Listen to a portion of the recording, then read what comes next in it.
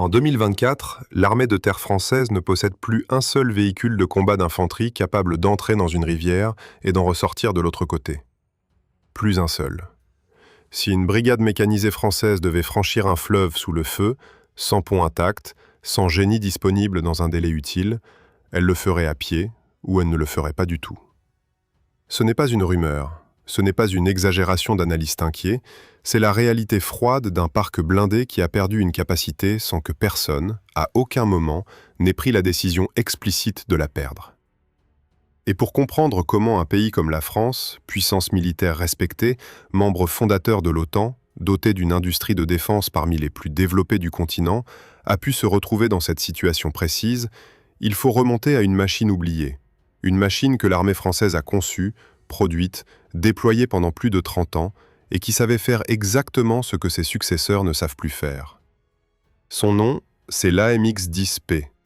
Et son histoire est devenue, depuis le 24 février 2022, une histoire brûlante d'actualité. Parce que depuis cette date, depuis le début de l'invasion russe en Ukraine, les analystes militaires occidentaux observent les combats avec une attention très particulière pour un problème que les doctrines des années 2000 croyaient avoir enterré définitivement.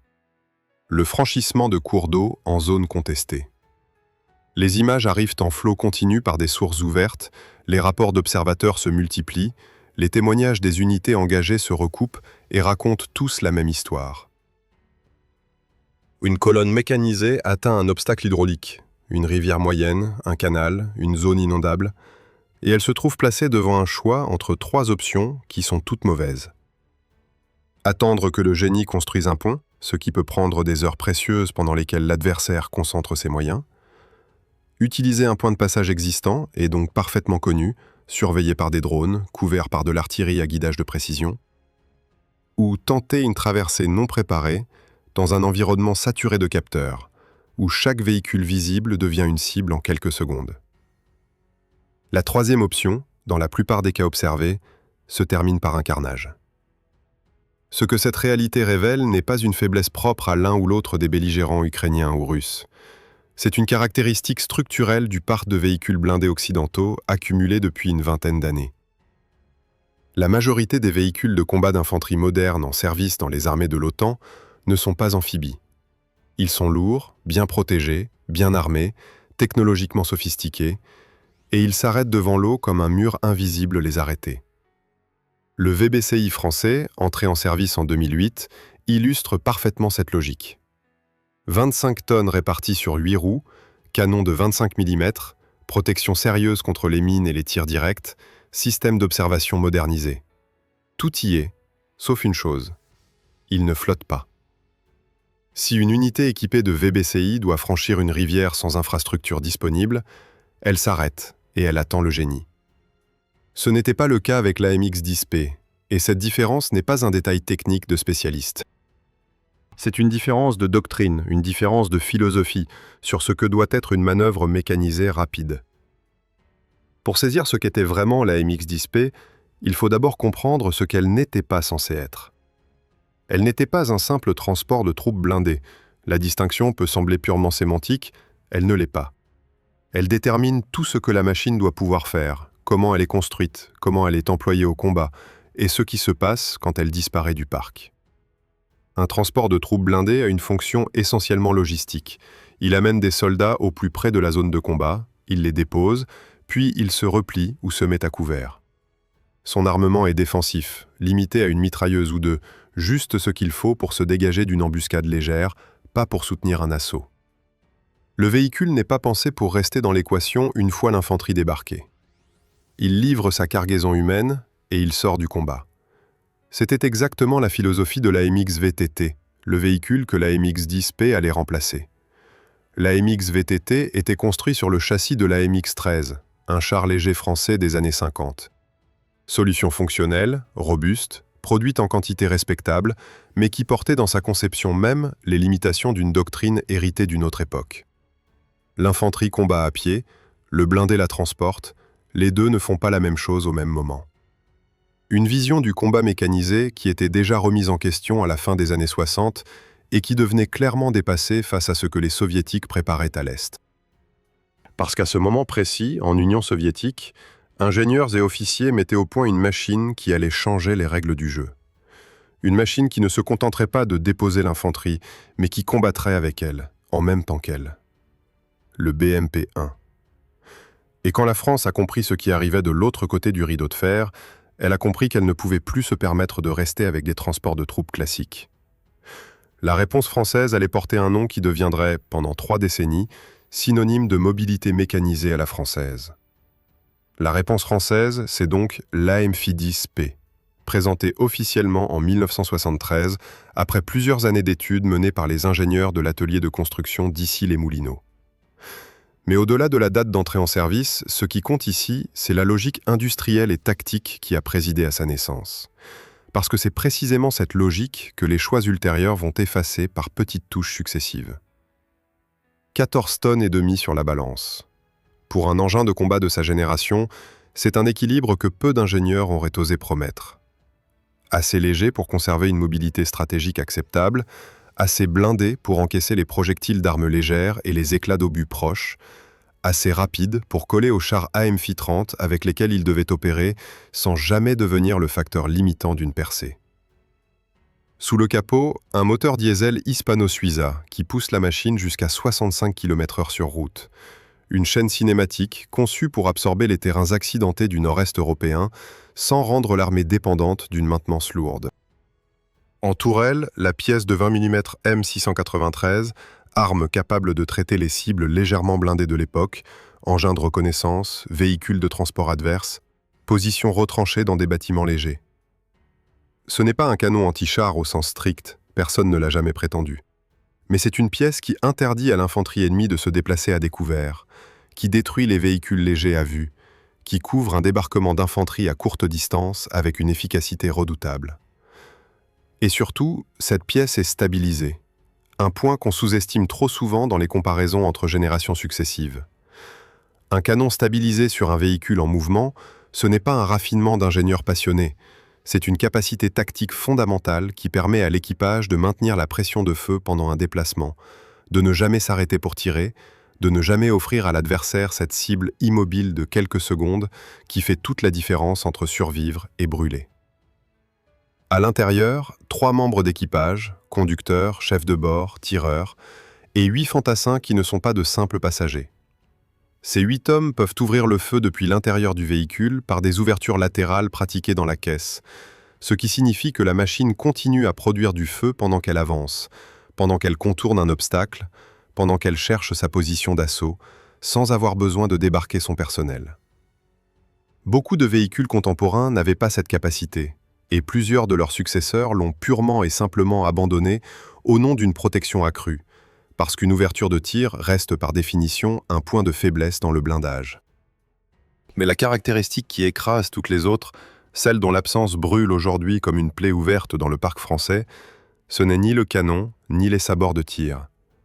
C'est l'aptitude amphibie, native, intégrée, immédiate.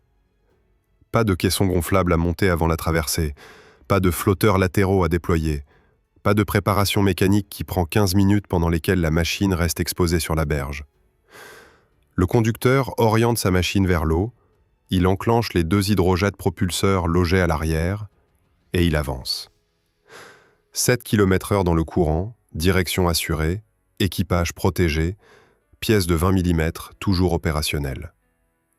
De l'autre côté, les chenilles mordent la berge, la machine ressort, le mouvement continue sans rupture. Cette aptitude n'était pas une coquetterie technique, c'était la traduction mécanique d'une exigence géographique précise. Le théâtre centre-européen pour lequel la machine avait été pensée est un dédale permanent d'obstacles hydrauliques, et chaque rivière franchie sans attendre, le génie représentait un gain de tempo qui pouvait basculer le résultat d'une manœuvre entière. Et cette exigence géographique, l'AMX-10P allait la rencontrer sur des terrains que ses concepteurs n'avaient jamais imaginés quand ils traçaient ses plans dans les bureaux d'études parisiens. Parce que l'histoire, comme souvent, a refusé de suivre le script prévu. Au lieu d'affronter les plaines d'Allemagne centrale face aux divisions du pacte de Varsovie, la machine française allait découvrir le sable brûlant du désert saoudien, les collines boisées de Bosnie, les routes poussiéreuses du Kosovo. Et à chaque fois, contre toute attente, Elle allait prouver qu'une machine bien conçue dépasse largement les limites du théâtre pour lequel elle a été pensée. Janvier 1991, opération Daguet. La France engage dans la coalition internationale qui se prépare à libérer le Koweït une unité dont le nom va marquer durablement la mémoire militaire nationale, la 6e division légère blindée. Une partie de ces régiments est équipée d'AMX-10P, et ces machines vont parcourir les étendues désertiques à une cadence que personne n'aurait cru possible avec un parc conçu pour les forêts rhénanes. Pas de rivières à franchir, pas de zones marécageuses à contourner, simplement des centaines de kilomètres à avaler sous un soleil qui punit les moteurs et une poussière qui s'insinue dans chaque mécanisme. Et pourtant, la machine tient. Les colonnes progressent, les objectifs tombent, les flancs de la coalition sont couverts par une force française mobile dont la légèreté relative, cette fameuse vertu héritée des calculs de poids des années 70, devient d'un seul coup un atout stratégique majeur. Parce que projeter rapidement une division blindée à plusieurs milliers de kilomètres de ses bases arrières, c'est un exercice où chaque tonne gagnée à la conception se paye au centuple dans les soutes d'avions de transport et dans les cales de bateaux affrétés en urgence. La leçon saoudienne n'a pas été tirée bruyamment. Il n'y a pas eu de rapport officiel proclamant la supériorité de l'engin français, mais dans les cercles techniques et les états-majors, tout le monde a compris. Une machine de 14 tonnes et demie se déploie autrement qu'une machine de 25. Elle arrive plus vite, elle consomme moins de carburant par kilomètre, elle use moins les pistes, elle permet des manœuvres opérationnelles que les engins plus lourds ne peuvent tout simplement pas envisager dans les mêmes délais. Quelques années plus tard, changement radical de décor. Les Balkans s'embrasent, la Yougoslavie s'effondre dans la violence, et les forces françaises sont engagées successivement en Bosnie-Herzégovine, puis au Kosovo. Fini le désert, fini les grandes manœuvres d'encerclement à l'horizontale. Place aux villages encaissés dans les vallées, aux routes tordues entre les collines, aux environnements urbains où chaque fenêtre peut cacher un tireur et chaque carrefour peut masquer un piège. Dans ce contexte radicalement différent, l'AMF-10P révèle une autre de ses qualités, la capacité à produire du feu précis depuis son châssis sans avoir à faire débarquer son escouade dans une zone où le débarquement lui-même serait dangereux. Les retours d'expérience des officiers français engagés dans ces opérations sont unanimes sur un point. La pièce de 20 mm stabilisée est un argument d'autorité que les belligérants locaux comprennent immédiatement. Elle observe sans exposer les hommes, elle tire sans prévenir, elle traite des cibles à des distances où les armes légères embarquées sur les véhicules à roues concurrents seraient inefficaces. Dans les rues étroites de certaines agglomérations bosniaques, dans les approches tendues de certains villages kosovars, c'est cette combinaison précise de blindage, de feux stabilisés et de silhouettes relativement basses qui permet aux unités françaises de tenir des positions que d'autres auraient dû abandonner. Et pourtant, pendant que la machine prouve sa valeur sur des théâtres aussi différents, quelque chose se joue en parallèle dans les bureaux parisiens. Dans ces bureaux parisiens, les calculs budgétaires remplacent progressivement les considérations tactiques, et un mur invisible s'élève entre les officiers qui utilisent la machine sur le terrain et les décideurs qui tracent l'avenir du parc blindé. Le mur de Berlin est tombé, l'Union soviétique s'est disloquée en un nuage de républiques nouvelles, et l'ennemi massif pour lequel toute la doctrine française avait été calibrée pendant 4 décennies a cessé d'exister pratiquement du jour au lendemain. Dans cette nouvelle réalité stratégique, maintenir un parc mécanisé dimensionné pour affronter des dizaines de divisions blindées traversant la trouée de Fulda devient un exercice de justification politique impossible. Les crédits fondent, les formats se réduisent, les unités sont dissoutes ou fusionnées par vagues successives. Puis arrive le coup suivant, la loi de 1996 qui abolit la conscription et transforme l'armée française en force entièrement professionnelle. Cette transformation, défendable sur le plan politique, logique sur le plan sociétal, a des conséquences mécaniques immédiates sur la structure des forces terrestres. Moins d'hommes, donc moins d'unités, donc moins de véhicules nécessaires, donc réduction en cascade dans les parcs existants. Nulle part dans ce processus, il n'est écrit que l'armée doit renoncer à telle ou telle capacité tactique précise. Ce n'est pas ainsi que les choses se décident. Les coupes portent sur des budgets globaux, les chefs de programme arbitrent comme ils peuvent, et la capacité amphibie organique, parce qu'elle est devenue invisible faute d'adversaires crédibles pour l'exiger, commence à glisser tout en bas de la liste des priorités sans que personne ne signe jamais son arrêt de mort. Simultanément, les déploiements réels de l'armée française dans les années 90 et 2000 dessinent une autre carte. Une carte qui n'a rien à voir avec les fleuves allemands. Côte d'Ivoire, Tchad, République centrafricaine, Djibouti, puis plus tard Mali et Sahel en général. Sur ces théâtres, le besoin dominant n'est pas de traverser des rivières sous le feu de l'artillerie adverse. Le besoin dominant est de rouler longtemps, très longtemps, sur des pistes défoncées, avec une fiabilité mécanique irréprochable et une facilité de maintenance qui permettent de faire tourner la machine loin de toute base logistique lourde. Dans cet univers, le véhicule qui s'impose naturellement, c'est le VAB. Blindé à roues, entré en service presque en même temps que l'AMX-10P, mais conçu pour une toute autre philosophie d'emploi. Robuste, simple, connu de tous les mécaniciens de l'armée, réparable avec des outils basiques. Il devient la colonne vertébrale de la mobilité protégée française à l'extérieur. Et cette domination pratique du VAB sur les théâtres où l'armée opère réellement influence profondément les discussions sur le successeur à donner à l'AMX-10P. Les officiers qui rentrent d'Afrique ou des Balkans ne racontent pas des histoires de traversée de fleuves sous le feu. Ils racontent des patrouilles, des escortes de convois, des embuscades dans des défilés rocheux, des explosions de mines artisanales sous les véhicules. Et les leçons qu'ils rapportent, toutes légitimes et tirées d'expériences réelles, poussent le futur programme dans une direction très précise. Plus de blindage contre les mines, plus de protection contre les éclats et les tirs latéraux. Plus de masse, toujours plus de masse, parce que chaque soldat ramené vivant à sa famille dans une armée de métier pèse infiniment plus lourd politiquement et moralement qu'une tonne supplémentaire sur la balance technique du véhicule. C'est dans ce climat que le cahier des charges du futur VBCI se construit, ligne après ligne, arbitrage après arbitrage, chaque décision parfaitement défendable dans son contexte immédiat, chaque renoncement discret à une capacité ancienne, masqué par le gain visible d'une capacité nouvelle. Quand la machine sort enfin des chaînes de Nexter, elle pèse 25 tonnes. Elle roule sur 8 roues, elle porte un canon de 25 mm et un blindage que l'AMX-10P n'aurait jamais pu embarquer.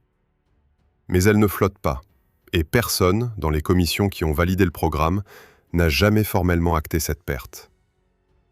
Cette perte silencieuse allait pourtant trouver son moment de vérité, et ce moment porte une date gravée dans la mémoire stratégique européenne. Le 24 février 2022, les chars russes franchissent la frontière ukrainienne sur plusieurs axes simultanés. Et en quelques semaines, les images qui remontent du front commencent à alimenter les présentations confidentielles des états-majors occidentaux. Sur ces images, un motif revient avec une régularité obsédante. Des colonnes blindées bloquées devant des cours d'eau moyens, des épaves fumantes sur les berges d'un canal, des ponts flottants détruits par des frappes de précision avant même d'avoir pu servir à une compagnie entière. Le Donets, le Dniepr, l'Oskil, autant de noms de rivières qui deviennent des symboles d'échecs tactiques mesurables en dizaines de machines perdues et en centaines d'hommes tués ou blessés. Les analystes français qui regardent ces séquences comprennent immédiatement ce qu'ils voient. Ils voient exactement la situation dans laquelle se retrouverait une brigade française équipée de VBCI si elle devait mener une manœuvre comparable. Imaginons concrètement, parce que c'est un exercice que les planificateurs font réellement dans leurs simulations. Une brigade mécanisée française progresse en territoire hostile. Elle atteint un fleuve de 100 mètres de large, les ponts sont soit détruits, soit tenus par l'adversaire, le génie est engagé ailleurs, sur un autre axe à plusieurs dizaines de kilomètres, le calendrier tactique ne permet pas d'attendre. Que peut faire cette brigade, concrètement, avec le matériel dont elle dispose aujourd'hui dans ses régiments d'active ? Elle peut attendre, au prix d'une perte d'initiative totale. Elle peut chercher un point de passage alternatif à dizaines de kilomètres de distance, au prix d'un détour qui expose ses flancs. Elle peut renoncer à la manœuvre, au prix d'un échec opérationnel complet. Ce qu'elle ne peut pas faire, c'est ce que l'AM110P faisait naturellement il y a 40 ans, entrer dans l'eau et continuer. Face à cette prise de conscience, Paris évoque le programme VBAE, véhicule blindé d'aide à l'engagement, présenté comme une plateforme plus légère, plus mobile, plus facilement projetable que le VBCI. Mais il faut être précis sur ce que ce programme est et sur ce qu'il n'est pas. Le VBAE n'est pas un véhicule de combat d'infanterie au sens plein du terme. Il n'est pas pensé pour transporter une section entière dans les conditions d'un engagement de haute intensité face à une armée mécanisée adverse. Ces calendriers de livraison ont déjà glissé plusieurs fois, et au moment où ces lignes sont rédigées, aucune unité de combat française ne l'a reçu en dotation opérationnelle. La lacune reste donc ouverte, béante, parfaitement visible pour qui veut bien la regarder. Pendant que ces discussions se poursuivent dans les couloirs du ministère des Armées, les derniers exemplaires d'AMX-10P, encore présents dans quelques parcs secondaires, finissent leur carrière en silence. Plus de manœuvres d'envergure à leur actif, plus de défilés sur les Champs-Élysées, plus de coups de projecteurs médiatiques. Les machines sont retirées une à une, certaines sont démontées pour pièces, d'autres partent vers des champs de tir pour servir de cible d'entraînement aux artilleurs, quelques-unes rejoignent des dépôts où elles attendent un destin que personne ne se donne la peine de préciser. Le dernier régiment d'actifs à les avoir employés les a rendus sans cérémonie particulière, sans articles de presse, sans reportage télévisé, sans discours officiels sur ce que cette machine avait représenté pendant plus de 3 décennies. Elle est sortie du service comme elle avait vécu ces dernières années, dans une indifférence administrative qui contraste violemment avec l'importance tactique que son absence allait bientôt révéler à tous ceux qui allaient devoir planifier sans elle. Si cette histoire vous a intéressé, laissez un like, écrivez votre avis en commentaire et abonnez-vous à la chaîne pour ne pas manquer les prochains récits. La prochaine fois, nous examinerons le Roland, le système de défense anti-aérienne mobile que la France a développé avec l'Allemagne, déployé pendant des décennies et retiré sans remplaçant au moment précis où la guerre en Ukraine redéfinissait les exigences de la protection des forces terrestres contre les menaces aériennes.